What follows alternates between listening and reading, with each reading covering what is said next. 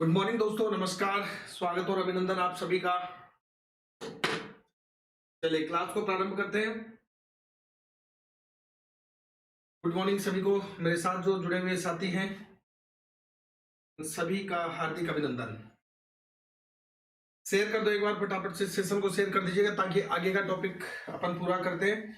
और बता दूं आपको, हाँ भाई Sahu good morning, Jitendra Singh good morning, Hemraj Meena good morning, सभी को गुड मॉर्निंग, भावेश, सुरेश, देवासी, मनराज धाकर, सभी को गुड मॉर्निंग। अब एक बार आप सेशन को धमाकेदार तरीके से जो है वो शेयर कर दीजिएगा ताकि अपन आगे चले। और एक बार कमेंट्स भी कर दीजिए ऑडियो और वीडियो के लिए। हमें वीरेंद्र सिंह गुड मॉर्निंग, सभी को गुड मॉर्निंग दोस्तों। चलिए प्रारंभ करते हैं सेशन को। और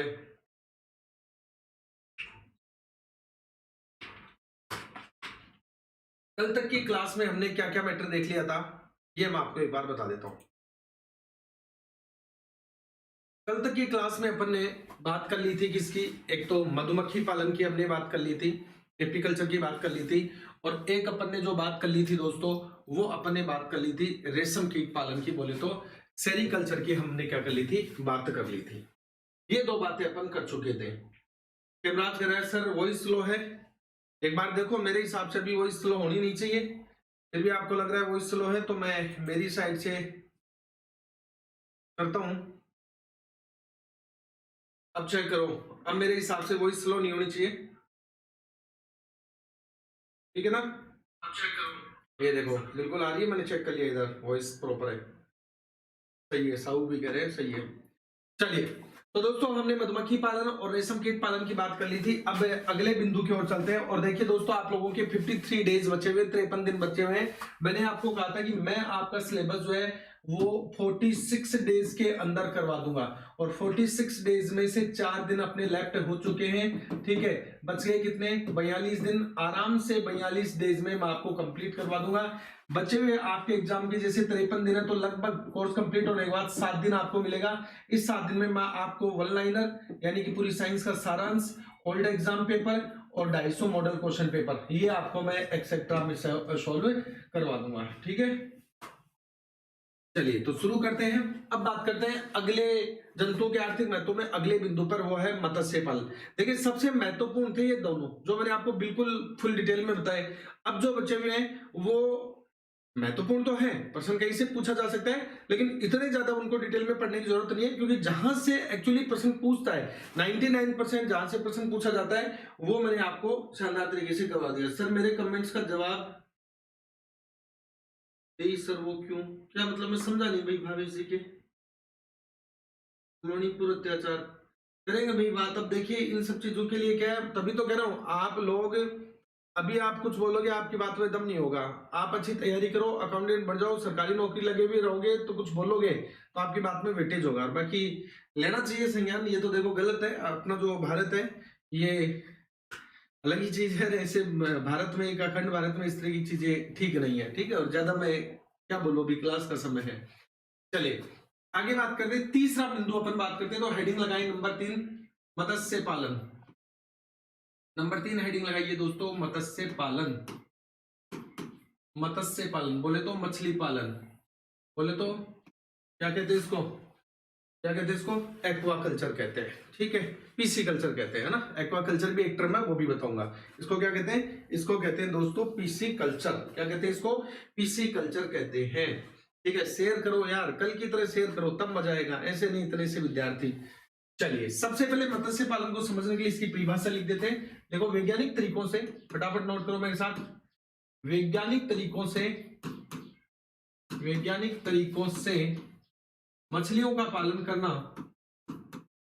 वैज्ञानिक तरीकों से मछलियों का पालन करना, मछलियों का पालन करना क्या कहलाता है, पीसी कल्चर कहलाता है, पीसी कल्चर कहलाता है, पीसी कल्चर कहलाता है। तो आपसे पूछे पीसी कल्चर क्या है, पीसी कल्चर कहलाता है, ठीक है। अब यदि हम इसके वर्गीकरण में बात करें तो एक बात आप यहां से लिख लेना, सबसे महत्वपूर्ण जो बात है वो आपको इसकी क्लास पूछ लेता है कि इसका वर्ग क्या है, तो लिखेंगे मछली फिश जो होती है मछली वर्ग पीसीज की सदस्य है। मछलियों का वर्ग कौन सा है? पीसीज है। मछलियों का वर्ग क्या है?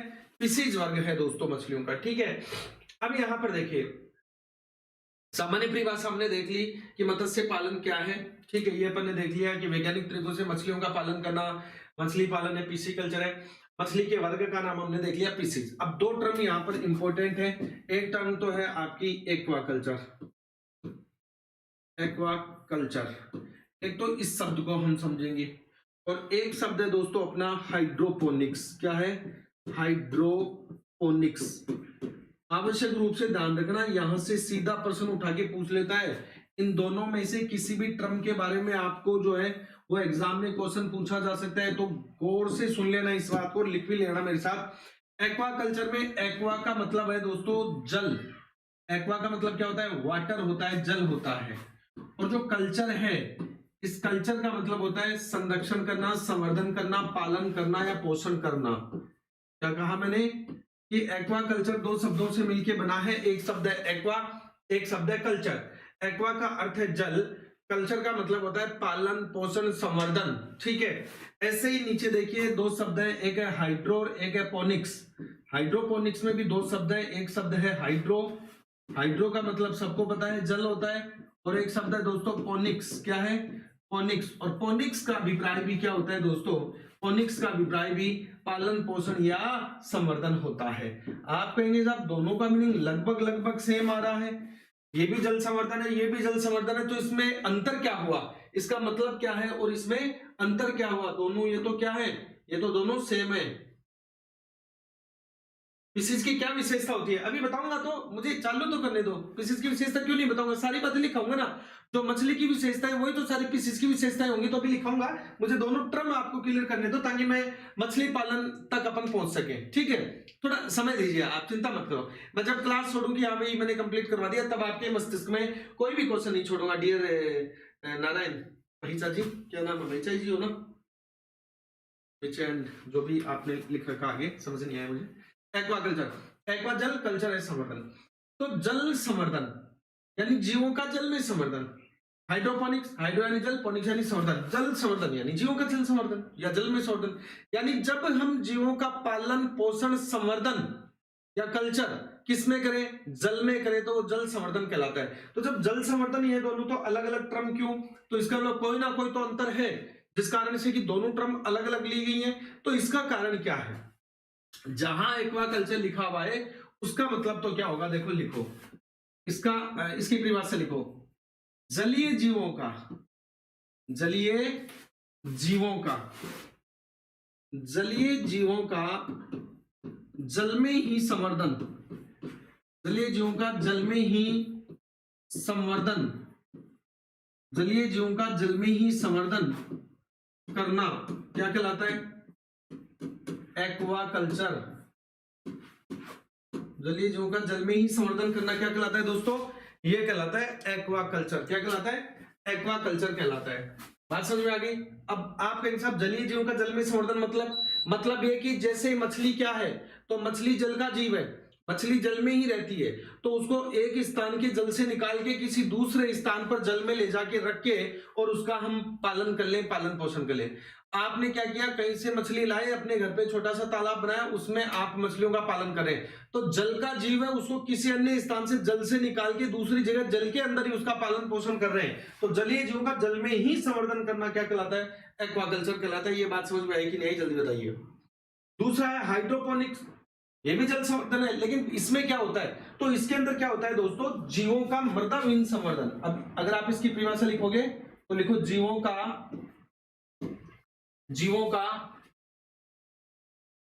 का मृदा विहीन संवर्धन, मृदा विहीन संवर्धन, जीवों का मृदा विहीन संवर्धन हाइड्रोपोनिक्स कहलाता है। क्या कहलाता है? हाइड्रोपोनिक्स कहलाता है, हाइड्रोपोनिक्स कहलाता है। ठीक है, जीवों का मृदा विहीन संवर्धन।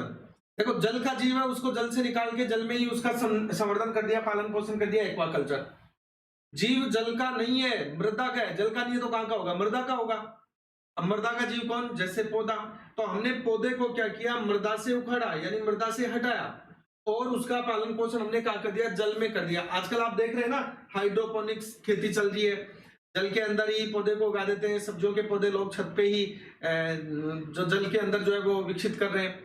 तो ये क्या है? हाइड्रोपोनिक्स। यानी जीव था कहाँ का? मृदा का, लेकिन हमने उसको हटा के उसका संवर्धन, पालन पोषण या कल्चर कहाँ कर दिया? पानी के अंदर कर दिया। तो जीव का हमने संवर्धन तो किया है, लेकिन बिना मृदा के किया है। कहां किया है? बिना मृदा के किया है। कहां पे किया है? जल में किया है। तो जीवों का मृदा विहीन संवर्धन, बिना मृदा के ही हम अगर संवर्धन करते हैं तो वो हाइड्रोपोनिक्स कहलाता है। बिना मृदा के संवर्धन होगा कहां? तो जल में ही तो होगा।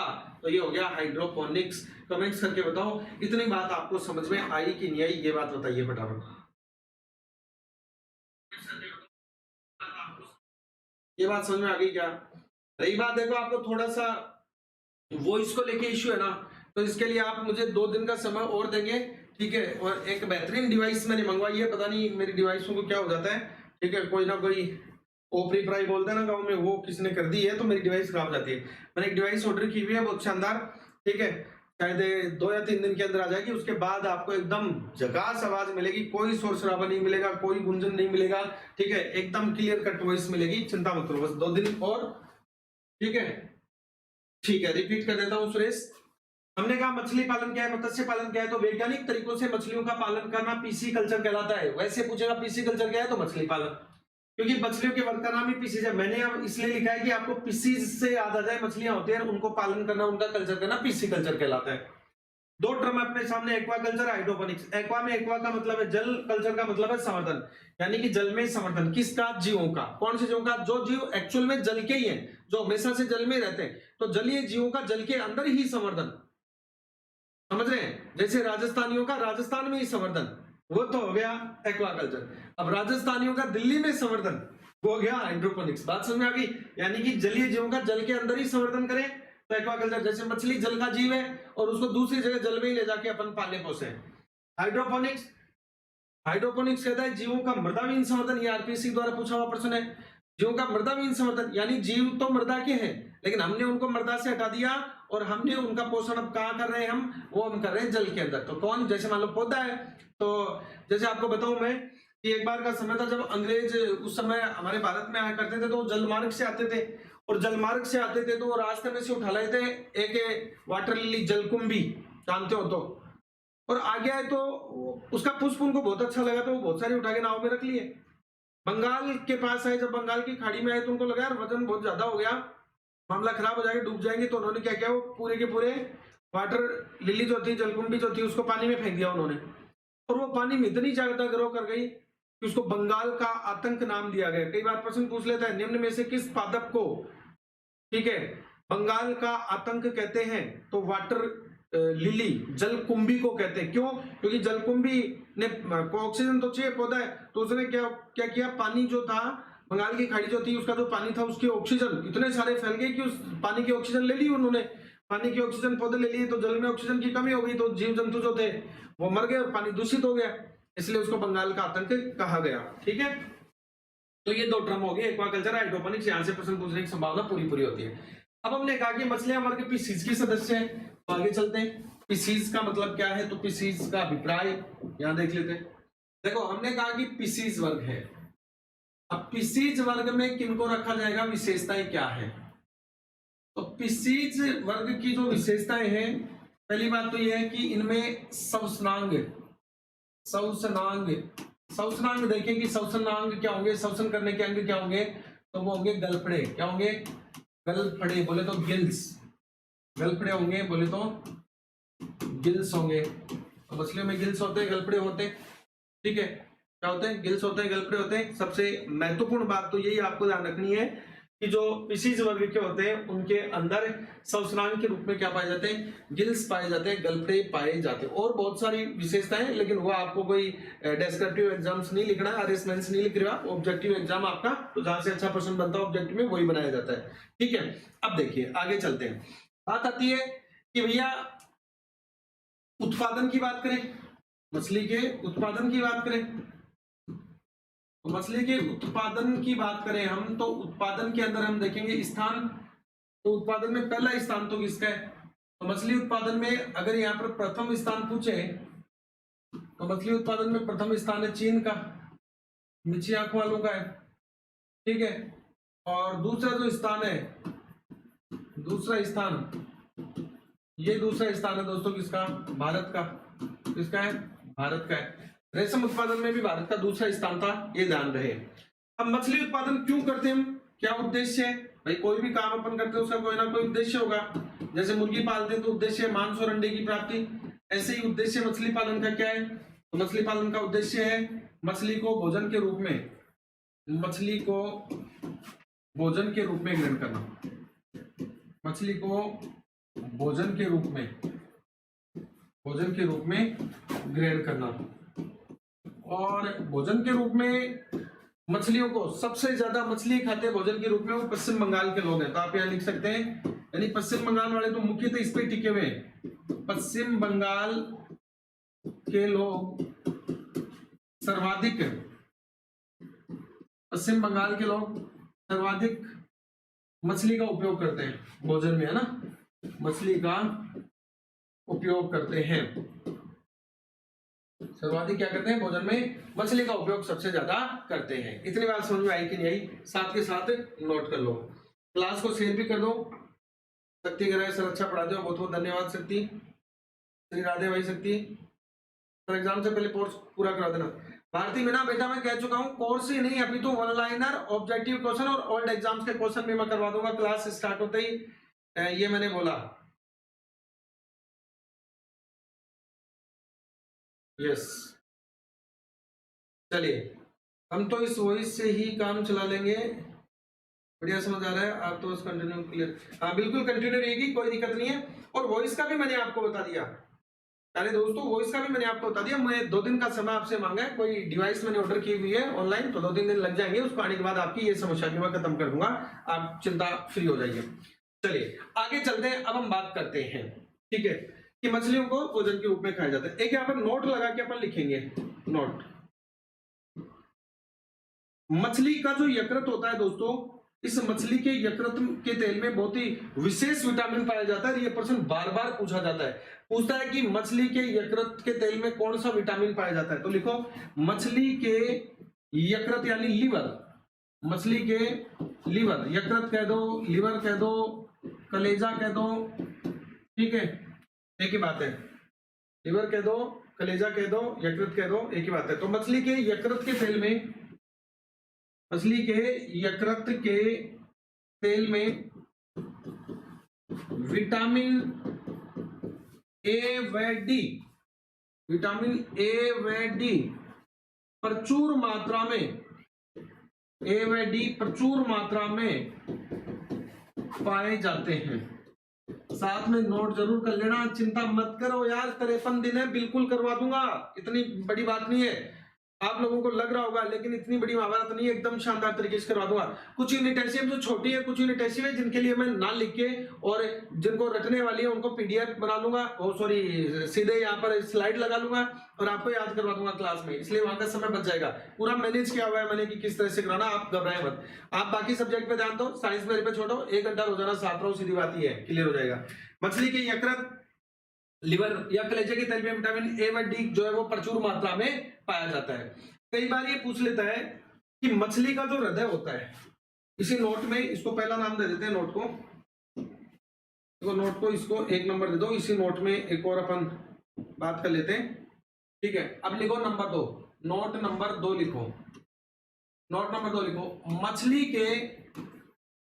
मछली का हृदय, हार्ट, मछली का हृदय द्विकक्षीय होता है, द्विकक्षीय होता है, बाई चैम्बर्ड होता है। द्विकक्षीय होता है मतलब क्या है? इसका मतलब ये है कि जैसे हम मनुष्य की बात करें तो मनुष्य का जो हृदय है दोस्तों, इस मनुष्य के हृदय में 4 कोष्ठक होते हैं, 4 कक्षक होते हैं, 4 चैम्बर होते हैं इस तरह, जिनमें 2 तो आलिंद है ऊपर वाले और 2 क्या है, निलय है। 2 एट्रियम ऊपर वाले, 2 निलय है। ऐसे अगर हम बात करें मेंढक की, तो मेंढक का यदि हम हृदय देखें तो मेंढक का हृदय त्रिकोष्ठकी होता है, तो ये तो कैसा हो गया, चतुष्कोष्ठकी। ये तो हो गया चतुष्कोष्ठकी मनुष्य का हृदय। और मेंढक का हृदय देखें तो वो होता है त्रिकोष्ठकी। कैसा होता है, त्रिकोष्ठकी। दो आलिंद, ऊपर वाले हमेशा आलिंद होते हैं, ध्यान रखना। अगर इस तरह से पूछ ले कि मेंढक में आलिंद कितने, निलय कितने, तो गलत मत कर देना। आलिंद 2 है, निलय 1 है, तो ये हो गया त्रिकोष्ठकी। कैसा हो गया, त्रिकोष्ठकी हो गया। तो ऐसे ही मछली का पूछा तो हमने क्या कहा, द्विकोष्ठकी है। फिश का हृदय पूछा, मछली का हृदय हमसे पूछा, तो मछली का हृदय हमने कैसा बताया, ये हमने बताया द्विकोष्ठकी, एक आलिंद एक निलय, तो ये हो गया द्विकोष्ठकी, बाई चेम्बर्ड। ठीक है, इंपॉर्टेंट है, काफी बार पूछा, छोटी मोटी एग्जामों में तो अक्सर हजारों बार पूछ लिया गया ये प्रश्न। ठीक है, क्लियर, ओके। अब देखिए हमने मछली का उत्पादन किस लिए किया, तो हमने मछली का उत्पादन किया दोस्तों भोजन में खाने के लिए। लेकिन मछली के शरीर के कुछ ऐसे भाग जो मनुष्य के द्वारा नहीं खाए जाते, कुछ उसके कांटे हैं, ठीक है, सल्क है, या कुछ हड्डियां हैं जो मनुष्य के द्वारा नहीं खाई जाती है। यानी कि मछली के शरीर का वह भाग जो मनुष्य के द्वारा नहीं खाया जाता है वह अखाद्य भाग कहलाता है, जिसे फिश मील कहते हैं, जो मुर्गियों का भोजन बनाने के काम में लिया जाता है। तो लिखो, मछली के शरीर का वह भाग, मछली के शरीर का वह भाग जो मनुष्य द्वारा, मछली के शरीर का वह भाग जो मनुष्य द्वारा नहीं खाया जाता है, मनुष्य द्वारा नहीं खाया जाता है, मनुष्य द्वारा नहीं खाया जाता है, फिश मील कहलाता है। क्या कहलाता है, फिश मील, मत्स्य भोजन, मील यानी भोजन, मत्स्य भोजन कहलाता है, फिश मील कहलाता है, मत्स्य भोजन कहलाता है, फिश मील कहलाता है, जो मुर्गियों का दाना बनाने में, जो मुर्गियों का दाना बनाने में, मुर्गियों का दाना बनाने में उपयोग किया जाता है या उपयोग लिया जाता है, मछलियों का दाना बनाने में उपयोग लिया जाता है। बात क्लियर, यस। तो मछली उत्पादन क्यों कर रहे हैं अपन दोस्तों, भोजन के रूप में हमें खाना है मछली को, और मछली के शरीर का वह भाग जो मनुष्य के द्वारा नहीं खाया जाता है, अखाद्य भाग, क्या कहलाता है, फिश मील कहलाता है, जो हम किसको खिला देंगे, वो हम खिला देंगे मुर्गियों को। किनको खिला देंगे, मुर्गियों को खिला देंगे। शेयर कर दो यार सेशन को प्लीज, सेशन को शेयर कर दो अगर आनंद आ रहा है तो। आनंदी लाल जी नहीं आ रहे हैं तो फिर बात अलग है, फिर शेयर मत करना।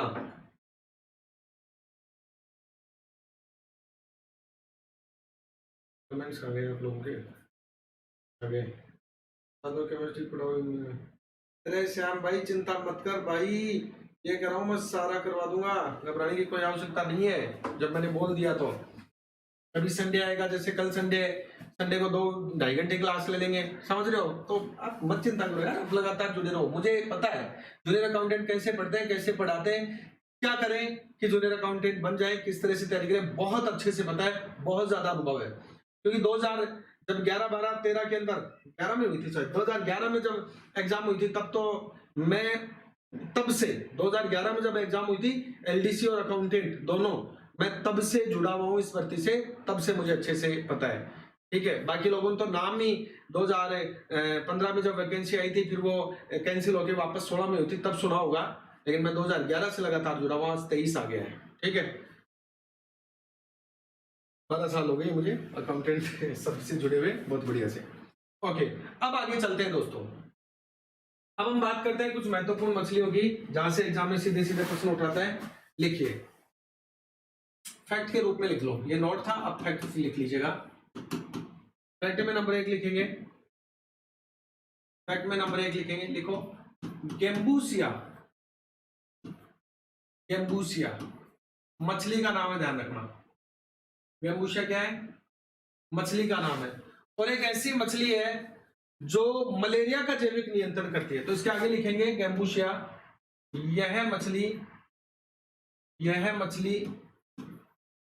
मलेरिया का जैविक नियंत्रण, बहुत इंपॉर्टेंट प्रश्न है ये, अभी समझाऊंगा कैसे करती है यह मछली। मलेरिया का जैविक नियंत्रण करती है, जैविक नियंत्रण, बायोटिक कंट्रोल या बायोलॉजिकल कंट्रोल, ठीक है। तो यह मछली मलेरिया का बायोटिक कंट्रोल, जैविक नियंत्रण करती है। अब आप ये बात समझ में नहीं आई होगी कि साहब कैसे करती है, ये मामला समझ नहीं आया। तो देखिए कैसे करती है। ये है पानी, जल, ठीक है, और जल के अंदर कौन है? फिश है। जल के अंदर ही कौन है दोस्तों? ये हमारी मछली रानी है ना, मछली जल की रानी है, पता है ना। तो ये हमारी मछली जो है ये कहाँ है? जल के अंदर है, ओके। और दोस्तों इस पानी के अंदर ही पनपते हैं कौन? इस पानी के अंदर ही पनपते हैं कौन? पनपते हैं मलेरिया के लार्वा, ठीक है। और मलेरिया के लार्वा का नाम क्या है? प्लाज्मोडियम, ठीक है। इसमें मलेरिया के लार्वा पनपते हैं इस तरह से। यह है मलेरिया के लार्वा, और मलेरिया के लार्वा का नाम है Plasmodium, Plasmodium larva, Plasmodium larva. तो मलेरिया की जो प्लाज्मोडियम लार्वा है, इन लार्वा का भक्षण कर जाती है कौन? ये गैम्बूसिया मछली क्या कर जाती है? भक्षण। जब मुझे एक बात बताइए कि जब मलेरिया का रोग फैलाने वाले मलेरिया के जो प्लाज्मोडियम नामक लार्वा है, उनका ही मछली भक्षण कर जाएगी, उनको ही खा जाएगी, जब वही नहीं है तो क्या मलेरिया फैलेगा क्या? जब वही नहीं है तो क्या मलेरिया फैलेगा क्या? नहीं फैलेगा। मलेरिया का नियंत्रण हो गया। जैसे मच्छरों का नियंत्रण करते हैं, तो मच्छरों के नियंत्रण को हम दो प्रकार से कर सकते हैं। या तो मच्छरों का नियंत्रण करने के लिए हम डीडीटी का छिड़काव करें, डीडीटी का छिड़काव करें, तो वो तो क्या हो गया? रासायनिक नियंत्रण, कि हमने रसायन छिड़क दिया, अब मच्छर नहीं आएंगे, और रासायनिक नियंत्रण हो गया। हमारे पास डीडीटी नहीं है, मच्छरदानी ओढ़ के सो गए हम, हमने कोई रसायन का छिड़काव नहीं किया, लेकिन फिर भी हम चाहते हैं कि मच्छर अपने तक नहीं पहुंचे, हम उनका नियंत्रण करें। तो हमने क्या किया? बेड के ऊपर मच्छरदानी लगा ली और सो गए। अब मच्छर हम तक नहीं पहुंच पा रहे। वो कौन सा हो गया? हमने कोई यांत्रिक चीज उपयोग में ली, कोई जाल उपयोग में लिया है, नेट उपयोग में लिया है, यंत्र टाइप है, तो वो यांत्रिक नियंत्रण हो गया। कौन सा नियंत्रण हो गया? यांत्रिक नियंत्रण। अगर इसी तरह से किसी भी चीज का नियंत्रण कोई जीव कर रहा है तो जैविक नियंत्रण हो जाएगा। यहां प्लाज्मोडियम को नष्ट करके मलेरिया को आगे फैलने से रोक रहा है, यानी इनडायरेक्टली मलेरिया का नियंत्रण हो रहा है। भाई प्लाज्मोडियम ही खत्म हो गया तो मलेरिया का नियंत्रण हो गया। तो मलेरिया का नियंत्रण जो है वो कर कौन रहा है? कोई रसायन कर रहा है, कोई यंत्र कर रहा है, कोई जीव कर रहा है। तो जीव अभी गैम्बूसिया करी कि उनको खा जाती है, तो गैम्बूसिया जीव है, इसलिए नियंत्रण कैसा हो रहा है? जैविक नियंत्रण हो रहा है। इसलिए प्रश्न पूछता है निम्न में से कौन सी मछली मलेरिया का जैविक नियंत्रण करती है? तो गैम्बूसिया नामक मछली मलेरिया का जैविक नियंत्रण करती है। बात समझ में आई कि नहीं आई? आ गई तो मेरे को कमेंट्स करके फटाफट से बताओ कि साहब आ गई बात समझ में।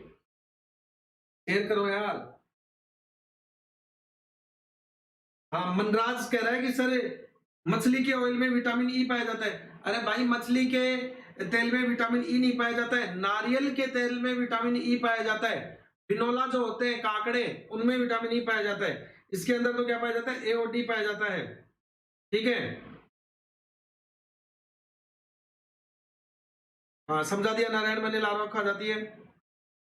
साहू ओके, वीरेंद्र, अनीता धाकड़, सर मैं ओबीसी से 112 तो क्या हो जाएगा? कौन रोकेगा भाई? आराम से हो जाएगा, आराम से हो जाएगा, कोई भी रोकने वाला नहीं है नीता जी। 112 वीडियो में क्या है? एक बार मुझे दिख नहीं रही है, आपके कमेंट्स ऊपर होने दो।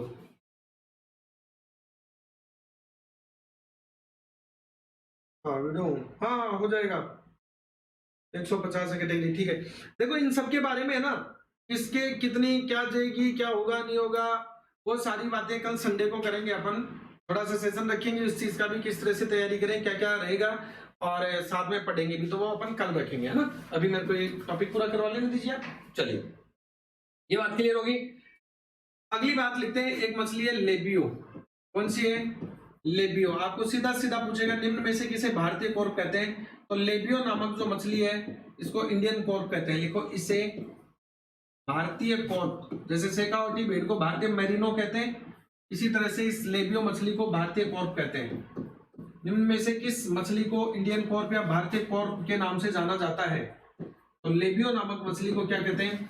इंडियन कॉर्प कहते हैं, भारतीय कॉर्प कहते हैं। एक सबसे बड़ी मछली है अपने, जिसका नाम है कतला कतला। क्या नाम है? कतला कतला। तो अगला लिखो नंबर 3, तीसरी मछली के बारे में फैक्ट लिखो। कतला कतला मछली का नाम है दोस्तों, कतला कतला, कतला कतला। और कतला कतला में लिखेंगे यह सबसे बड़ी, क्या है? यह सबसे बड़ी भारतीय कॉर्प है। वैसे सबसे बड़ी मछली तो अलग हो जाएगी, लेकिन सबसे बड़ी भारतीय कॉर्प पूछे तो लिखो यह, देखो व्हेल मछली मछली नहीं है भाई, स्तनधारी में आती है, ध्यान रखना। यह सबसे बड़ी, कहीं ये कहते हो सबसे बड़ी मछली तो व्हेल मछली है, उसके आगे मछली लगा हुआ है लेकिन स्तनधारी है, वो मछली नहीं है, स्तनधारी पीसेज में नहीं आते। यह सबसे बड़ी भारतीय कॉर्प है, सबसे बड़ी इंडियन कॉर्प, भारतीय कॉर्प। अगर आपसे कहीं निम्न में से किस मछली को सबसे बड़ी भारतीय कॉर्प कहा जाता है, तो वो कहा जाता है किसको? कतला कतला को। एक मछली है दोस्तों टोरपीडो, क्या नाम है? Torpedo, torpedo. एक मछली का नाम है टोरपीडो। ये जो टोरपीडो है ये एक ऐसी मछली है जो करंट उत्पन्न करती है। जब ये फुदकती है यानी आगे की ओर चलती है, तो जैसे ये गति करती है तो इससे करंट उत्पन्न होता है दोस्तों, ठीक है। और ये समुद्र में नीचे होती है, अगर ऊपर हो तो बाकी की सारी जो मछलियां हैं, अन्य जीव है, उनको नुकसान हो सकता है। ये नीचे रहती है, तल के अंदर सी रहती है। टोरपीडो लिखो, यह है करंट मीन है, विद्युत मीन है, यह विद्युत मीन है, यह विद्युत मीन है। विद्युत मीन कह दो या करंट उत्पन्न करने वाली मछली, करंट मछली, या इसी को कहते हैं इलेक्ट्रिक ईल। क्या कहते हैं? इलेक्ट्रिक ईल भी कहते हैं, इलेक्ट्रिक ईल भी कहते हैं। निम्न में से किस मछली को विद्युत मीन, करंट मछली या इलेक्ट्रिक ईल कहा जाता है? ऐसा करके आपको प्रश्न एग्जाम में पूछ सकता है। ऐसा करके आपको क्या कर सकता है? एग्जाम में प्रश्न पूछ सकता है। नोट कर लो फटाफट से, नोट कर लीजिएगा दोस्तों, नोट कर लीजिएगा।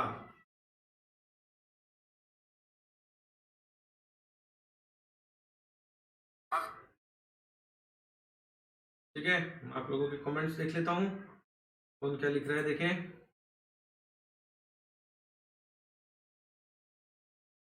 आपसे पढ़ने के बाद, महेश नगर जयपुर से लिख रहे हैं, आपसे पढ़ने के बाद लगा है सच में कि अब साइंस में प्रॉब्लम नहीं आएगी, हमें नहीं आएगी, बिल्कुल नहीं आने दूंगा सर। आप साइंस बहुत अच्छा पढ़ा दिए, बहुत बहुत धन्यवाद।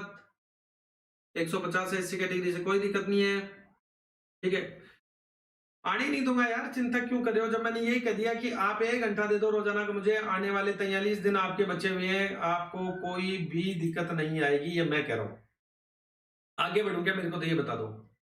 अब बात आती है आगे, एक मछली और है जिसका नाम है स्कोलियोडोन। नंबर 5, नंबर 5 पे लिखो दोस्तों स्कोलियोडोन, स्कोलियोडोन।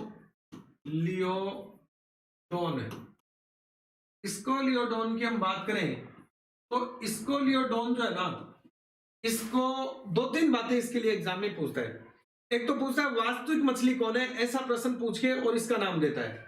वास्तविक मछली कौन है ऐसा पूछ के इसका नाम देता है। तो एक बात तो इसके लिए क्या हो जाएगी, यह, एक बात तो इसके लिए क्या हो जाएगी, यह वास्तविक मछली है। हालांकि और भी वास्तविक मछली है वो भी, लेकिन इसके बारे में इस तरह से प्रश्न पूछा जाता है, यह वास्तविक मछली है। अब आप कहेंगे साहब मछली वास्तविक और अवास्तविक भी होती है क्या? हाँ जी होती है, वास्तविक और अवास्तविक होती है। जो वर्ग पीसीज में आती है वो वास्तविक होती है, और जो वर्ग पीसीज में नहीं आती वो वास्तविक मछली नहीं है, चाहे उसके नाम के आगे मछली लगाओ। कैसे? जैसे यहां जान दो ऐसे। एक तो है तारा मछली, एक तो कौन है? तारा मछली। अब ये तारा के आगे मछली लगा हुआ है। एक है jelly fish, jelly fish, jelly के आगे फिश लगा हुआ है। एक है व्हेल मछली, व्हेल के आगे मछली लगा हुआ है। ये तीनों ही मछली नहीं है भैया, ये वास्तविक मछलियां नहीं है। ये तीनों ही क्या नहीं है? वास्तविक मछली नहीं है, क्योंकि वर्ग पीसीज की सदस्य नहीं है। क्योंकि क्या नहीं है, वर्ग पिसीज की सदस्य नहीं है। तो ये तीनों एग्जांपल ध्यान रखना। सबसे मुख्य तारा मछली पूछता है, क्या तारा मछली मछली है? ना जी ना, तारा मछली तो संगिकाइनोडर्मेटा की सदस्य है, ये तो मछली नहीं है। ठीक है, तो ये तीनों वास्तविक मछली नहीं है। इनके नाम के आगे मछली या फिश जरूर लगाए, लेकिन ये मछली नहीं है। ठीक है, तो ये वास्तविक मछली है कौन? स्कोलियोडोन। इसके अलावा स्कोलियोडोन को कुत्ता मछली कहते हैं। स्कोलियोडोन क्या कहते हैं? इसे कुत्ता मछली, डॉग फिश, इसे कुत्ता मछली कहते हैं, कुत्ता मछली कहते हैं, डॉग फिश कहते हैं। क्यों कहते हैं भैया डॉग फिश? डॉग की एक विशेषता बताओ। तो डॉग की एक विशेषता क्या है? तो डॉग की एक विशेषता है कि उसमें सूंघने की कैपेसिटी पाई जाती है, सूंघने की क्षमता सबसे ज्यादा पाई जाती है दोस्तों। ठीक है, धन्यवाद भाई महेश नगर। ठीक है, तो इसके अंदर क्या होता है? डॉग में सूंघने की कैपेसिटी पाई जाती है, और सूंघने की कैपेसिटी पाई जाती है ठीक उसी प्रकार से जिस प्रकार से कुत्ते में सूंघने की क्षमता अधिक पाई जाती है, उसी प्रकार से स्कोलियोडोन में भी स्मेलिंग कैपेसिटी, सूंघने की, यानी किसी चीज को एक बार सूंघ लिया तो हमेशा याद रहेगी वो स्मेल, ऐसी कैपेसिटी किसमें? स्कोलियोडोन के अंदर भी क्या होती है दोस्तों? पाई जाती है। इस कारण इसको संज्ञा दी गई है कुत्ता मछली की। किसकी दी है? कुत्ता मछली की संज्ञा दी गई है। एक और पूछ लेता आपको, ठीक है, एक नोट लगा के लिखो। वो प्रश्न पूछता है, निम्न में से किसे धरती का रडार कहते हैं? तो एक दरियाई घोड़ा होता है, हिप्पोकैम्पस जिसको कहते हैं, उसको। तो लिखो दरियाई घोड़े, नोट लगा के लिखो, दरियाई घोड़े को, दरियाई घोड़ा या हिप्पोकैम्पस, दरियाई घोड़े या हिप्पोकैम्पस, हिप्पोकैम्पस, दरियाई घोड़ा या हिप्पोकैम्पस को धरती का रडार कहते हैं। धरती का रडार, रडार वही रडार मशीन होती है ना, वही वाला रडार, रडार कहते हैं। क्यों कहते हैं? क्योंकि यह रडार भी नीचे तक जाती है ना किरणें, इसी कारण से दरियाई घोड़े हिप्पोकैम्पस को धरती का रडार कहते हैं, क्योंकि यह समुद्र में, क्योंकि यह समुद्र में गहराई तक जाता है, समुद्र में गहराई तक जाता है। तो समुद्र में गहराई तक जाने की क्षमता रखता है, इस कारण इसको संज्ञा दी गई है रडार की। किसकी संज्ञा दी गई है? रडार की संज्ञा इसको दी गई है दोस्तों।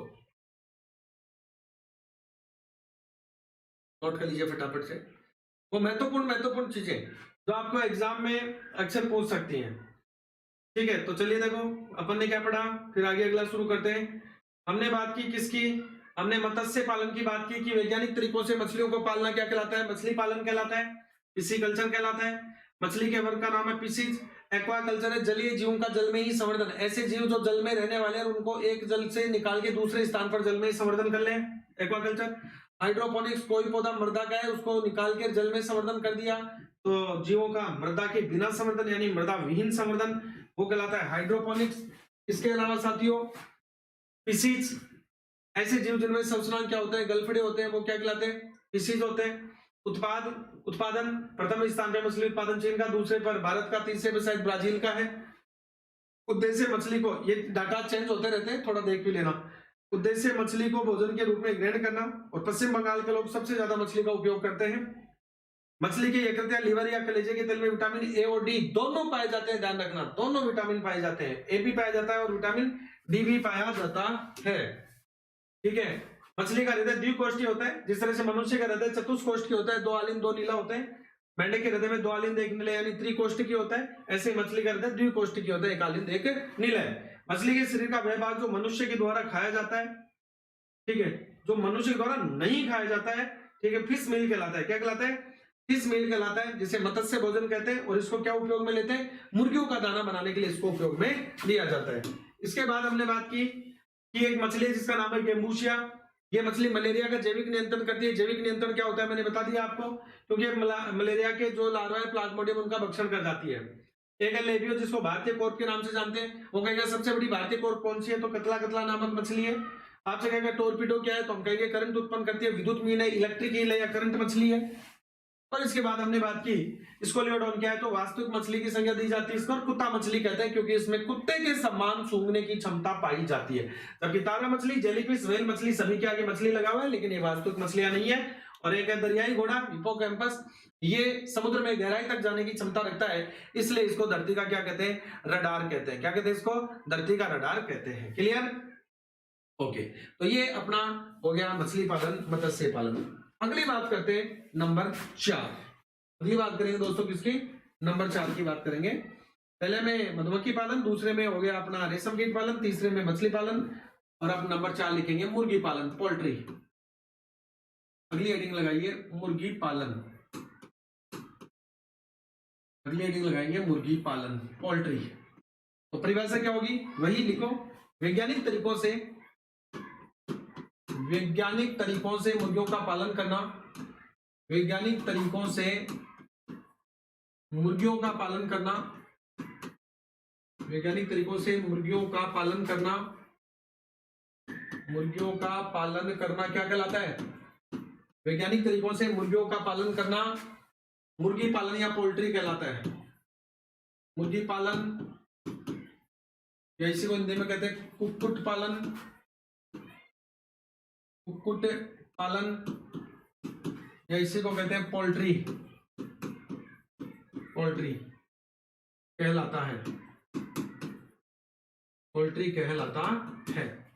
तो वैज्ञानिक तरीकों से मुर्गियों का पालन करना मुर्गी पालन कहलाता है, कुक्कुट पालन कह दो या पोल्ट्री कह दो, एक ही बात है। ठीक है, अब देखिए दोस्तों, मुर्गियां जो है इनका पालने का उद्देश्य क्या अपना, तो पहली बात लिखेंगे उद्देश्य, क्या लिखेंगे, उद्देश्य। तो उद्देश्य दो हो गए अपने, क्या क्या हो गए, मांस और अंडे दोनों प्राप्त करना, तो लिखेंगे मांस व अंडे प्राप्त करना, या मांस व अंडों की प्राप्ति, मांस व अंडों की प्राप्ति हमारा क्या है, उद्देश्य। काय का उद्देश्य है, मुर्गी को पालने का उद्देश्य है। और ऐसी मुर्गियां जो अच्छा मांस देती हैं, ऐसी मुर्गियां जो अच्छा मांस देती है, नोट लगा के लिखो, उन्हें ब्रायलर कहते हैं। कई बार प्रश्न पूछता है ये, अच्छा मांस देने वाली मुर्गियां क्या कहलाती है, ब्रायलर। देखो, अच्छा मांस देने वाली मुर्गियां, अच्छा मांस देने वाली, अच्छा मांस देने वाली मुर्गियां, अच्छा मांस देने वाली मुर्गियां क्या कहलाती हैं, ब्रायलर कहलाती हैं, ब्रायलर कहलाती हैं। अच्छा मांस देने वाली मुर्गियां क्या कहलाती है मित्रों, तो वो कहलाती है ब्रायलर। क्या कहलाती है, ब्रायलर कहलाती है। क्लियर है बात। अब मुर्गी की बात करें तो कई बार एग्जाम में ऐसा प्रश्न भी घुमा लेता है कि मुर्गी में ज्यादा क्वेश्चन बनते नहीं है, तो कुछ ना कुछ तो बनाएगा अगला, तो आपको वैज्ञानिक नाम पूछ लेगा। तो गैलस डोमेस्टिकस जो इसका वैज्ञानिक नाम है, तो लिखो नीचे एरो लगा के, मछली का वैज्ञानिक नाम, सॉरी मुर्गी का वैज्ञानिक नाम, मुर्गी का वैज्ञानिक नाम क्या है, क्या है दोस्तों, तो मुर्गी का वैज्ञानिक नाम है गैलस, गैलस डोमेस्टिकस। क्या है, गैलस डोमेस्टिकस। डोमेस्टिक शब्द घर से संबंधित है, तो घर में कुकू कुकड़ू करती है, तो ऐसे याद रख लेना। ये गैली हो गई, 4 बजे उठा देती है, तो गैलस डोमेस्टिकस क्या नाम हो गया, वैज्ञानिक नाम गैलस डोमेस्टिकस, गैलस डोमेस्टिकस, डोमेस्टिकस, गैलस डोमेस्टिकस। मुर्गी का वैज्ञानिक नाम क्या हो गया, डोमस, गैलस डोमेस्टिकस हो गया। ठीक है, याद कर लेना। देखो, गैलस 4 बजे उठा देती है तो गैली हो गई, तो गैलस घर में रहती है तो डोमेस्टिक होता है घर के लिए शब्द, तो डोमेस्टिकस, इतना से याद रख लेना, याद आ जाएगा। गैली हो गई घर में, तो गैलस डोमेस्टिकस। क्लियर। अब इनके शरीर का तापमान पूछ लेता है कई बार, तो इनके शरीर का तापमान 105 से 109 डिग्री फ़ारेनहाइट तक होता है। तो लिखो, मुर्गियों के शरीर का तापमान, मुर्गियों के शरीर का तापमान, मुर्गियों के शरीर का तापमान, मुर्गियों के शरीर का तापमान 105 डिग्री फ़ारेनहाइट से 109 डिग्री फ़ारेनहाइट तक होता है। 105 डिग्री फ़ारेनहाइट से 109 डिग्री फ़ारेनहाइट तक होता है। अब कई बार यहाँ पर अपने साथ पंगा हो जाता है। क्या हो जाता है पंगा, कि वो 105 डिग्री फ़ारेनहाइट ना देके सेंटीग्रेड में लिख देगा, 105 डिग्री फ़ारेनहाइट ना देके और क्या लिख देगा, सेंटीग्रेड में लिख देगा। तब हम क्या करेंगे, है ना मामला, पहले इतना नोट करो, पहले इतना नोट करो। बात क्लियर। वैज्ञानिक तरीकों से मुर्गियों का पालन करना, कुक्कुट पालन, मुर्गी पालन या पोल्ट्री कहलाता है। मांस और अंडे की प्राप्ति उद्देश्य अच्छा मांस देने वाली मुर्गियां ब्रायलर कहलाती हैं। क्या कहलाती हैं? अच्छा मांस देने वाली मुर्गियां ब्रायलर कहलाती हैं। मुर्गी का वैज्ञानिक नाम है गैलस डोमेस्टिकस और मुर्गियों के शरीर का तापमान 105 डिग्री फ़ारेनहाइट से 109 डिग्री फ़ारेनहाइट होता है। अब यहाँ कई बार वो फ़ारेनहाइट ना लिख के यदि हमें क्या लिख के दे दे दोस्तों, यदि वो हमें लिख के दे दे यहाँ पर सेंटीग्रेड, क्या लिख के दे दे? सेंटीग्रेड लिख के दे दे तो क्या होगा? हाँ सोनो, शाबाश, वेरी गुड, ओके।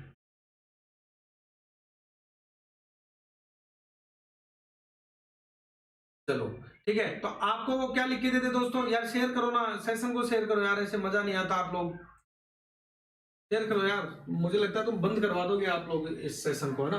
मैं खुद ही बंद कर दूंगा, मजा नहीं आएगा मेरे को ऐसे।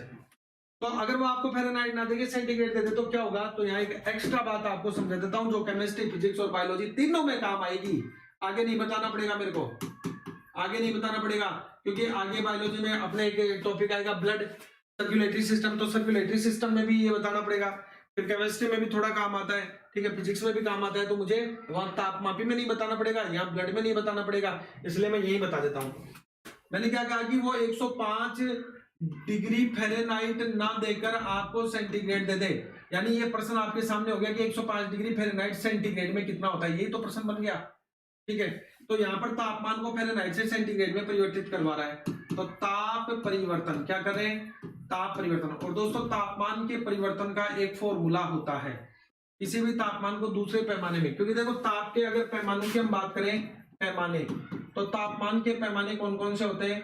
एक तो होता है डिग्री सेंटीग्रेड, डिग्री सेंटीग्रेड, एक पैमाना है डिग्री फ़ारेनहाइट, एक पैमाना है केल्विन, एक पैमाना है रूमर। क्या है? रूमर। ये क्या है?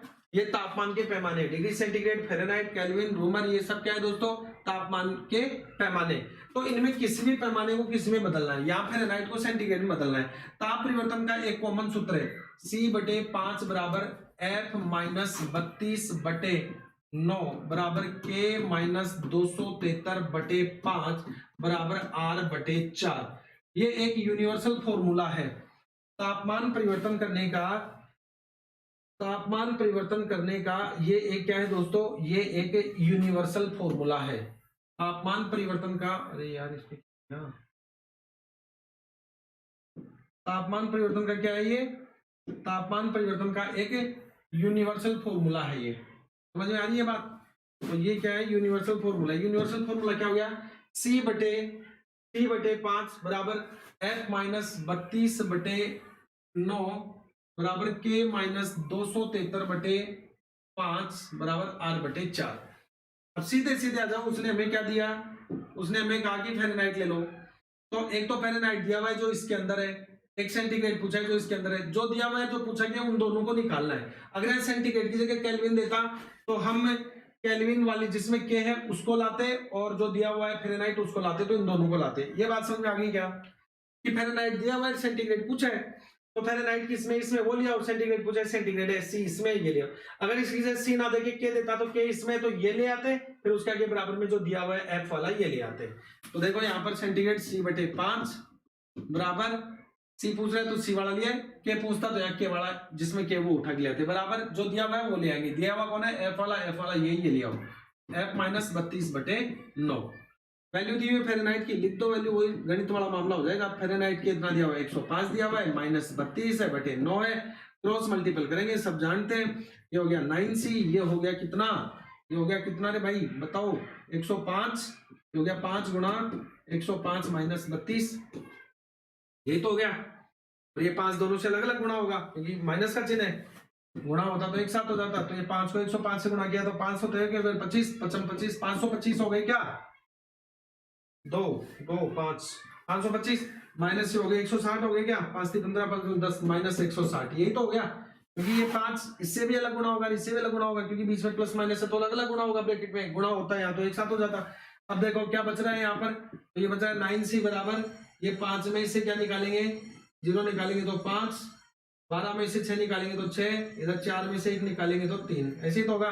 तो ये 9C बराबर 365, और सेंटीग्रेड की वैल्यू याद करनी है तो 365/9, तो ये हो गया C बराबर 9 चौक 36, 36 तो ये हो गया, भाग नहीं जाएगा, 0 पॉइंट, यहाँ 0 लगेगा, 9 चौक 36, 9 5 45, लगभग ये आ गया ना, ये लो 40.5 डिग्री सेंटीग्रेड। तो डिग्री सेंटीग्रेड में लगभग कितना आ जाएगा इसका मुर्गी के सिर का तापमान, तो आ जाएगा 40.5 के समथिंग। कितना आ जाएगा? 40.5 के समथिंग आ जाएगा। क्लियर है? नोट करना है तो फटाफट से नोट कर लो, जल्दी से नोट कर लो ताकि मैं आगे की बात लिखा दूं, ताकि आपका ये भी टॉपिक हो जाए। तो आज आपके 2 टॉपिक कंप्लीट हो जाएंगे।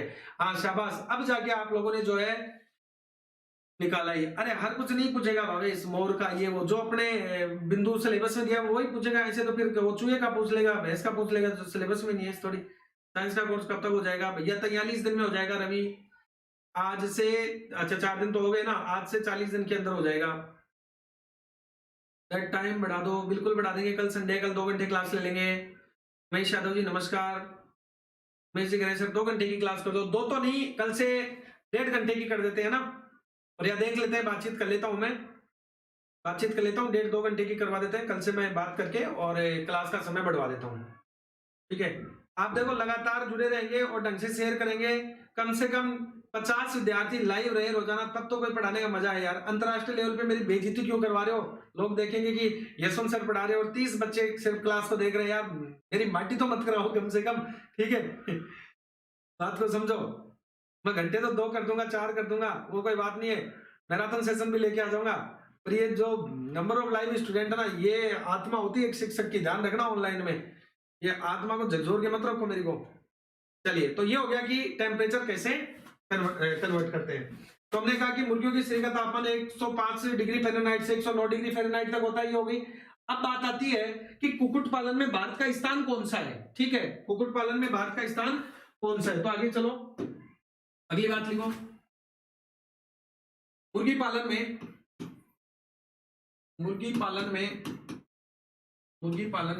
भारत का स्थान, मुर्गी पालन में भारत का स्थान 6वां है। कौन सा है? 6वां है। देखो दोस्तों, ये करंट का मुद्दा है।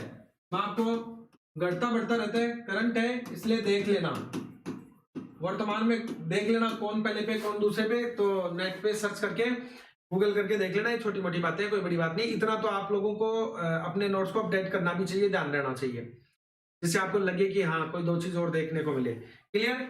अब बात आती है, भाई हमने मुर्गी पालन किया अंडों और मांस के लिए, तो अंडों के लिए जो सबसे उपयुक्त नस्ल है मुर्गी की, उसका नाम है लेयर। क्या कहते हैं उसको? लेयर। तो अब यहां लिखो, अंडों के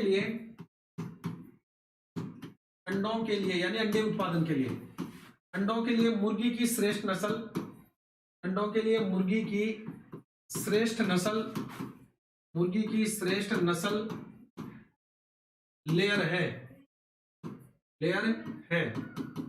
ठीक है, अंडों के लिए मुर्गी की श्रेष्ठ नस्ल का नाम क्या है? लेयर है दोस्तों। कौन सी है? लेयर। अब कई बार यहाँ पर आपको पूछ लेता है और भी जो नस्ल है मुर्गी की, जो नस्ल है उनके बारे में अगर आपसे प्रश्न पूछ ले, तो भारत में मुर्गी की नस्लें कौन सी हैं? तो लिखिए, भारत में लिखो, भारत में मुर्गी की नस्लें, यहां थोड़ी मात्रा सही कर लेना। भारत में मुर्गी की नस्लें। अब भारत में मुर्गी की कौन कौन सी नस्ल है देखिए। अब देसी नस्लों की बात करें, हम देसी नस्लों की बात करें, तो देसी नस्लें, भारत में जो मुर्गी की जो देसी नस्लें वो कौन कौन सी है? नाम पूछ लेता है, पूछा हुआ है, ध्यान रखना। एक तो असील, कौन सी है? असील है, मुर्गी की देसी नस्ल है भारत में। असील मुर्गी की देसी नस्ल है, असील। एक है गेगस, कौन सी है? गेगस। एक है ब्रह्मा, कौन सी है? ब्रह्मा। गेगस, असील, गेगस, ब्रह्मा। एक है चिटगांव, क्या है? चिटगांव, कौन सी है? चिटगांव। ये क्या है? ये मुर्गी की देसी नस्ल है। निम्न में से प्रश्न पूछता है, निम्न में से कौन मुर्गी की देसी नस्ल नहीं है? असील, गेगस, ब्रह्मा, चिटगांव, और एक नाम कोई और दे दिया, जैसे आपको व्हाइट लेग हॉर्न दे दिया। तो व्हाइट लेग हॉर्न देसी नस्ल नहीं है भारत में। भारत में मुर्गियां 2 प्रकार की, एक तो देसी नस्ल की है, एक विदेशी नस्ल की है। तो जो देसी नस्ल वाली मुर्गियां हैं उनमें है गेगस, ब्रह्मा, असील और चिटगांव। ठीक है, और विदेशी नस्ल कौन सी है भारत में? तो भारत में मुर्गी की जो विदेशी नस्लें हैं, विदेशी नस्लें हैं तो भारत में, लेकिन है नस्ल विदेश की। ठीक है, जैसे लिस्टिन गाय है तो भारत की थोड़ी है, अमेरिका की है, लेकिन है। ओके, व्हाइट लेग हॉर्न, एक तो है व्हाइट, एक तो है दोस्तों white leg horn, white leg horn सफेद और जिसके माथे पे कलंगी। ठीक है यार, ये व्हाइट मैं कंफ्यूज क्यों रहा हूं, ऐसे नहीं होगा क्या? ठीक है, व्हाइट लेग हॉर्न तो सफेद है और सिर के ऊपर एक कलंगी सी है इस तरह से, है ना, जैसे ये है आपकी मुर्गी, और लेग हॉर्न मतलब इसके सिर पे इस तरह से कलंगी सी होती है ऐसी, तो ये होती है व्हाइट लेग हॉर्न। एक है आइलैंड रेड, एक नस्ल कौन सी है विदेशी, एक है आइलैंड रेड, आइलैंड रेड। तो आइलैंड रेड जो है ये एक नस्ल है। एक है प्लाई माउथ रोक, क्या है दोस्तों, प्लाई माउथ रोक, प्लाई माउथ रोक एक नस्ल जो विदेशी नस्ल उसका नाम है प्लाई माउथ रोक। एक है न्यू हेम्पशायर, कौन सी है, न्यू हेम्पशायर, न्यू हेम्पशायर आदि, ये सभी क्या है, ये विदेशी नस्लें हैं। क्या है, विदेशी नस्लें। देखो देसी नस्ल तो कौन कौन सी है, तो सीधा प्रश्न पूछेगा भारत में मुर्गियों की देसी नस्ल कौन सी है, तो वो है असील, घेगस, ब्रह्मा, चिटगांव। वो कहेगा विदेशी नस्लें कौन सी हैं, तो white leghorn, island red, ply mouth rock और न्यू हेम्पशायर। वापस याद करो, ब्रह्मा घेगस, ब्रह्मा घेगस, असील, चिटगांव, ब्रह्मा घेगस, असील, चिटगांव, ब्रह्मा घेगस, असील, चिटगांव क्या है, देसी नस्लें कौन सी, ब्रह्मा घेगस, असील, चिटगांव। बोलो साथ में, ब्रह्मा घेगस, असील, चिटगांव। विदेशी नस्लें कौन सी है, व्हाइट लेगहॉर्न है, आइलैंड रेड है, एक प्लाई माउथ रॉक है, एक न्यू हेम्पशायर है। क्या है, एक तो है व्हाइट लेगहॉर्न, एक है दोस्तों आइलैंड रेड, एक है प्लाई माउथ रॉक और एक है न्यू हेम्पशायर। ये सारी क्या है, ये विदेशी नस्लें हैं। याद कर लेना इनको, ठीक है, थोड़ा बोल बोल के याद करोगे तो ज्यादा मजा आएगा। चलिए अब बात करते हैं मुर्गी का जो अंडा है, इस अंडे की कई बार आप लोगों को क्या पूछ लेता है, संगठन पूछ लेता है। कई बार आप लोगों को अंडे का संगठन पूछ लेता है। ठीक है सर, इंग्लिश में भी पढ़ाया करो इंग्लिश मीडियम वालों को। ओके भाई पूजा, इंग्लिश में भी बोल दिया करूंगा, कुक सारी चीजें कल बताऊंगा, संडे है। हाँ 2 घंटे कर देंगे। ओके चलिए, अरे मैं आपको वो बता रहा हूँ जो महत्वपूर्ण है यार, इतना एक्स्ट्रा माइंड मत लगाओ, वो चीज याद करो जो एग्जाम के अंदर आएगी। ठीक है, देखिए ये जो नस्ल है, देसी नस्ल है, इंडियन ब्रीड जो है इनकी, इंडियन स्पीसीज है, तो ये नाम तो इंग्लिश में रहेंगे, ये फॉरेन स्पीसीज है। ओके, ये बेस्ट स्पीसीज कौन सी होगी, लेयर। चलो आगे चलते हैं, आगे बढ़ते हैं। अब देखिए आपको क्या पूछ लेगा कि भैया हम मुर्गी पालन करते हैं अंडे के लिए, और अंडे का तो संगठन पता होना चाहिए ना कि मुर्गी के अंडे में पोषक तत्व कौन कौन से हैं। भाई अंडे के लिए मुर्गी पालन कर रहे हो और आपको ये नहीं पता कि अंडे में कौन कौन से पोषक पदार्थ हैं, तो फिर क्या मतलब हुआ। तो देखो मुर्गी के अंडे में, मुर्गी के अंडे में, मुर्गी के अंडे में पोषक तत्व है, न्यूट्रिएंट्स, मुर्गी के अंडे में पोषक तत्व है। ठीक है, तो हेन एग जो होता है, एग में जो आपके न्यूट्रिएंट्स है उनकी बात करेंगे, पोषक तत्व बोले तो न्यूट्रिएंट्स की बात हम करने वाले। कौन कौन से न्यूट्रिशंस जो है, न्यूट्रिएंट्स जो है वो पाए जाते हैं एग के अंदर, मुर्गी के अंडे के अंदर। तो सबसे पहले बात करेंगे प्रोटीन, यानी इसको ये कह दो एक तरह से संगठन, मुर्गी के अंडे का संगठन। तो एक तो हो गया प्रोटीन पाया जाता है। क्या पाया जाता है, प्रोटीन। पहले तो पदार्थ देखो क्या क्या होते हैं, प्रोटीन पाया जाता है। इसके अलावा दोस्तों वसा भी होती है, कहते हैं ना बीच वाला भाग खाओगे मोटे हो जाओगे, वो व्हाइट वाला भाग प्रोटीन है। वसा है, कार्बोहाइड्रेट भी होती है, क्या होती है, कार्बोहाइड्रेट। तो तीनों ऊर्जा देने वाले भोज्य पदार्थ, कार्बोहाइड्रेट, प्रोटीन, वसा तीनों होते हैं, यानी वसा भी है, प्रोटीन भी है, कार्बोहाइड्रेट भी है। ठीक है, इसके अलावा व्हाइट कलर का है, कैल्शियम पाया जाता है उसमें, कहते हैं कि अंडे में कैल्शियम है, दूध में भी कैल्शियम होता है, तो कैल्शियम क्या होता है दोस्तों, कैल्शियम पाया जाता है। कैल्शियम के अलावा अगर आपसे पूछे तो ध्यान रखना थोड़ी सी मात्रा लोहे की भी पाई जाती है, फेरस की पाई जाती है, लोहे तत्व, लोह तत्व भी पाए जाते हैं। इसके अलावा आपसे पूछे तो थोड़ी सी मात्रा इसमें फोस्फोरस की भी होती है, इसकी होती है फोस्फोरस भी पाया जाता है, फॉस्फोरस की मात्रा भी इसके अंदर होती है। इसके अलावा बात करें तो विटामिन डी भी होता है। कौन होता है? Vitamin D. विटामिन डी भी जो है वो अंडे में पाया जाता है दोस्तों। इसके अलावा विटामिन बी1, विटामिन बी2 और विटामिन सी भी पाए जाते हैं। Vitamin B one, vitamin B one, vitamin B two, vitamin B two, vitamin B two और विटामिन सी। विटामिन सी, ये सारे तत्व जो हैं वो किसमें पाए जाते हैं? ये सारे तत्व अंडे में पाए जाते हैं। तो पोषक तत्व प्रोटीन, वसा, कार्बोहाइड्रेट। देखो 3 ऊर्जा देने वाले भोज्य पदार्थ है, कार्बोहाइड्रेट, प्रोटीन, वसा, ये तो पाए जाएंगे। कार्बोहाइड्रेट, प्रोटीन, वसा 3 ऊर्जा देते हैं, ये तीनों होंगे। इसके अलावा सफेद रंग का है तो कैल्शियम होगा। क्या होगा? कैल्शियम। और कैल्शियम नाम आता है वहां हड्डियों के साथ फॉस्फोरस जुड़ा होता है, तो कैल्शियम होगा तो फॉस्फोरस होगा। ठीक है, इतना खाएंगे तो थोड़ा मजबूत हो जाएंगे, मतलब आयरन जैसे हो जाएंगे, तो लोहा भी होगा। इसके अलावा सफेद रंग का है, हड्डियों के लिए भी काम आता है, इसलिए विटामिन डी होगा। इसके अलावा बी वाले में बी1, बी2 और विटामिन सी जो कॉमन होता है, लगभग सभी में पाया जाता है, क्योंकि ये तो जल विलय विटामिन है, इसलिए बी1, बी2 और सी ये भी पाए जाएंगे। ठीक है, ये हो गया। अब आपको मात्रा पूछे तो मात्रा आपको 3 की पूछ सकता है, प्रोटीन की पूछ सकता है, वसा की पूछ सकता है, कार्बोहाइड्रेट की पूछ सकता है। ठीक है, तो इसमें जो प्रोटीन है, इस प्रोटीन की बात करें तो 6.6 ग्राम, और वसा की बात करें तो 5.5 ग्राम। मुख्यतः अगर बात करेगा तो इनकी ही बात करेगा, क्योंकि कार्बोहाइड्रेट ना के बराबर होता है, ये नेग्लिजिबल होता है, ना के बराबर। ना के बराबर यूं कह सकते हो, होता नहीं है, यूं भी कह सकते हो कि होता ही नहीं है। ठीक है, मैंने नाम जरूर यहां लिख दिया, किलोग्राम भी इसको मान सकते हैं। चलिए ठीक है, वो चीज छोड़ा, आप तो नाम याद रखो ओनली। वो आपको विटामिन पूछ लेगा, सबसे महत्वपूर्ण बात। वो आपको कैल्शियम, फॉस्फोरस, लोहे तत्वों के बारे में पूछ लेगा, ये बात पूछ लेगा। हो गया, इतना नोट कर दिया। इतना नोट कर दिया तो अब कुछ फैक्ट आपको लिखा देता हूं। आखिरी चरण में चल रहे हैं अपन इस बिंदु के। तो देखो फैक्ट्स,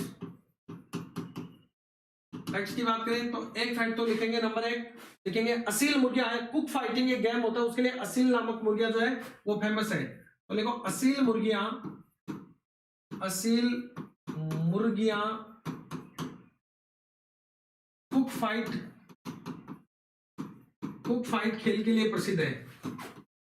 कुक फाइट खेल के लिए प्रसिद्ध है।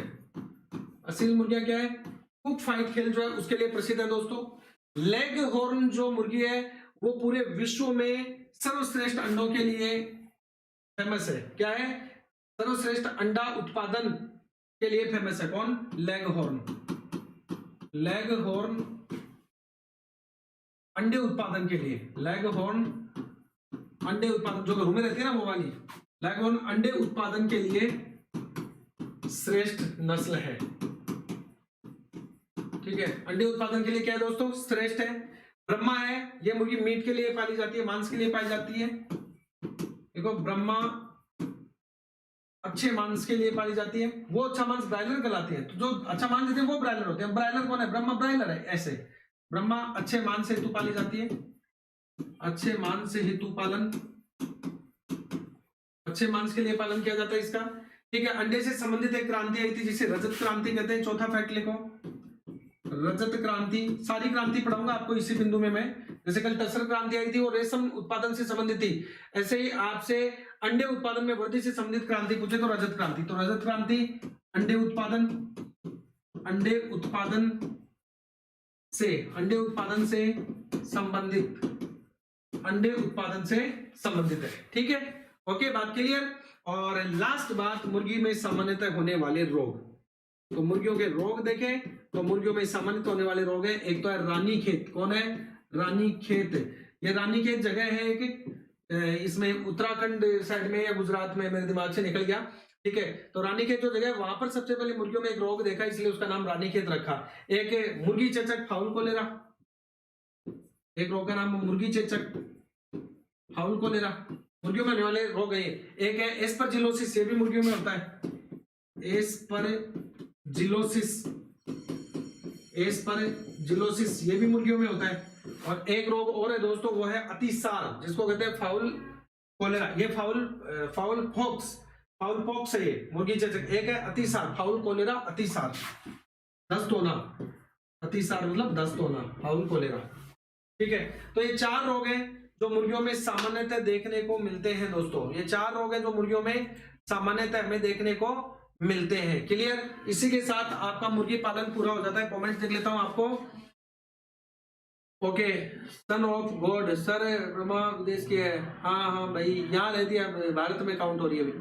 ठीक है, गुड मॉर्निंग भाई सोमनाथ सर। टेस्ट कब लोगे? जल्दी ले लेंगे वीरेंद्र सिंह जी सर। हाँ, उत्तराखंड में ना। हाँ, रानी खेत है उत्तराखंड में। ओके, सलीम कह रहे हैं शानदार सर, मजा आ गया। कमेंट्स करके बताओ दोस्तों कैसे लगी क्लास। आज आपको 2 बिंदु मैंने कंप्लीट करवा दिए हैं। आप लोगों का मछली पालन मैंने पूरा करवा दिया है, आप लोगों का मुर्गी पालन मैंने आप लोगों को कंप्लीट करवा दिया है। मजा आया तो कमेंट्स कर दीजिएगा, शेयर कर दीजिएगा क्लास को। मिलते हैं कल संडे को मॉर्निंग में 7 बजे। कल थोड़ी बड़ी क्लास रखेंगे, 2-2.5 घंटे की क्लास रखेंगे, ताकि आपको थोड़ा सा ज्ञान भी बांट दूंगा और साथ के अंदर जो है वो आप लोगों को एक पूरी यूनिट भी कंप्लीट करवा दूंगा। आगे बचा हुआ पोर्शन इसमें बचा हुआ पोर्शन कर लेंगे, फिर अपन उसमें कर लेंगे क्या बोलते हैं, अपनी जो क्रांति है महत्वपूर्ण वो क्रांतियां कर लेंगे। फिर इनसे रिलेटेड जो क्वेश्चन है वो अपन सोल्व कर लेंगे कल। ठीक है, तो ये पूरी यूनिट के प्रश्न भी देख लेंगे अपन। ओके, चलो मिलते हैं अगले सेशन में। तब तक के लिए सभी को राम राम, नमस्कार, धन्यवाद।